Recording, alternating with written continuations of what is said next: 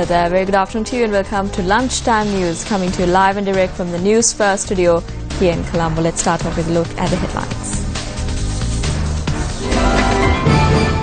Political Operations Office of former President Mahinda Rajapaksa declared open in Battaramulla. Jayantha Jayasuriya assumes duties as the 29th Attorney General of Sri Lanka. Distribution of posts delayed due to the inadequate number of employees. Suspect connected to a murder in Ambalangoda arrested with a pistol.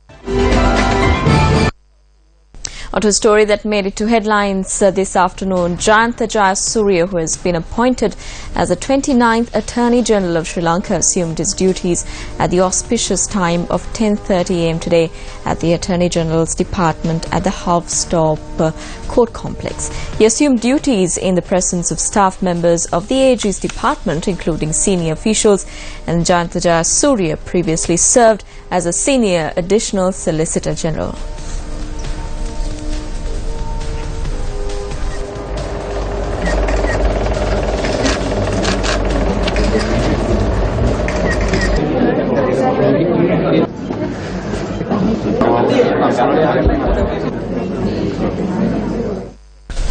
A coordinating office of former President and current parliamentarian Mahinda Rajapaksa was declared open down Jayanthipura Nelum Mawatha in Battaramulla today.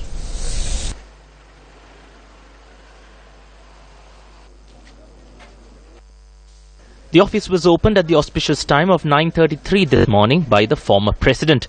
Pirit was chanted to bless the office by the Venerable Mahasangha, including the chief incumbent of the Abherama temple in Narayanpita, Venerable Muruttettuave Ananda Thero.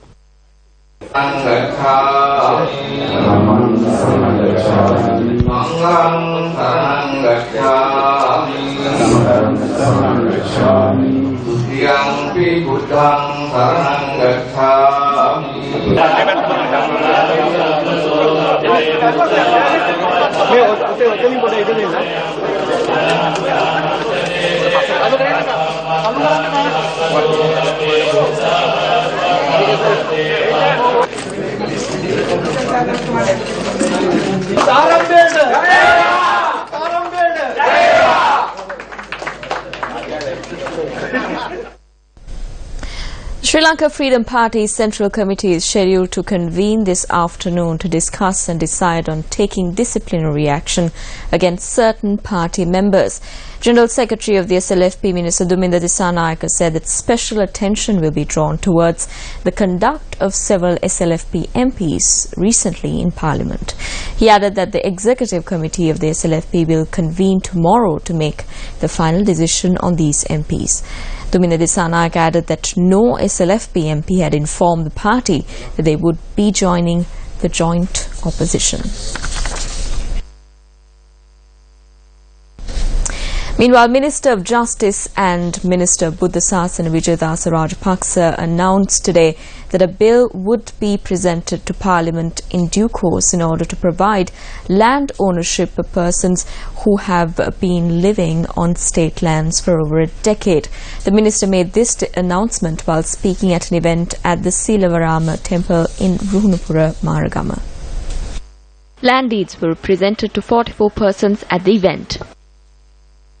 There's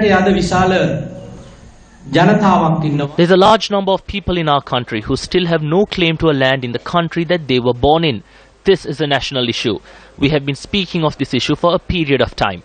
During the elections, we announced that we would make a policy-based decision to present the ownership of lands to those who have been living on state lands for over a decade. We are preparing the legal drafts on this matter. We hope to present this in Parliament in due course and solve the land ownership issue in the country.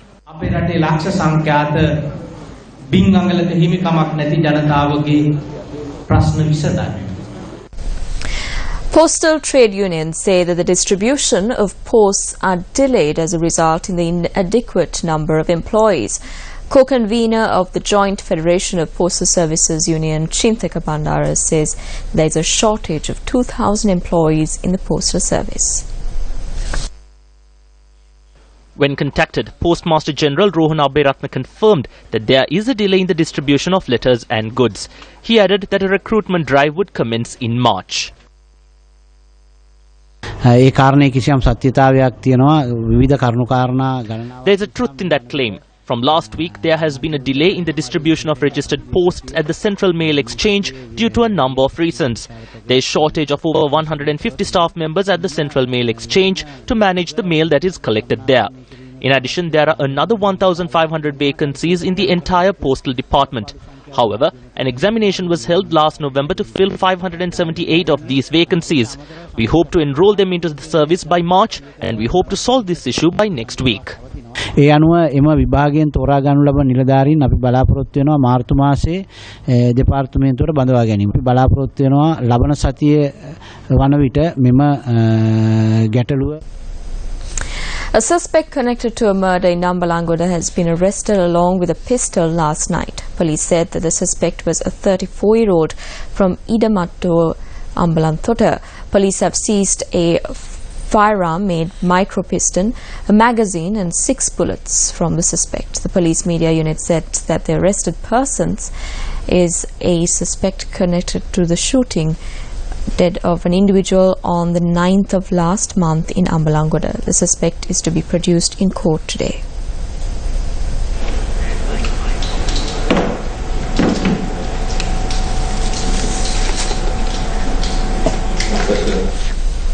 Attorney at Law Udul Premaratna, a member of the Committee for Protecting the Rights of Prisoners, expressed the following views at a media briefing. After the conclusion of the war, the murders at Valikada prison can be termed as the most gruesome and premeditated murder. Under this government, Vijayaratha Rajapaksa appointed a special committee. An officer who presented evidence to the committee had revealed that he released 4 56 assault rifles after 6 in the morning and that he, along with the officer who accepted the weapons, handed them over to the senior DIG. There is evidence for this, and here is the documentation for those 4 weapons. The committee was informed on who is the officer who accepted the weapons. This is stated responsibly. If this evidence was reported, that story would never be revealed. These are the equipment under the government of good governance. President, in an interview to the BBC, Mr. High Commissioner said that international judges will not be included. We recommended a hybrid court. The territorial integrity of the country would be threatened by such a move. It's not for the UN to impose any decision. We make recommendations. Do you think that accountability and reconciliation could be achieved overnight? Not overnight, but it could be achieved. Well, that's a wrap of Lunchtime News. Remember, to stay ahead, you need to stay close to News First. For that, you simply need to log on to our website, www.newsfirst.lk, and you can also follow all our stories and keep a tab on all our stories by following our Twitter handle, newsfirst_en. I'm Stephanie Lazarus. Take care.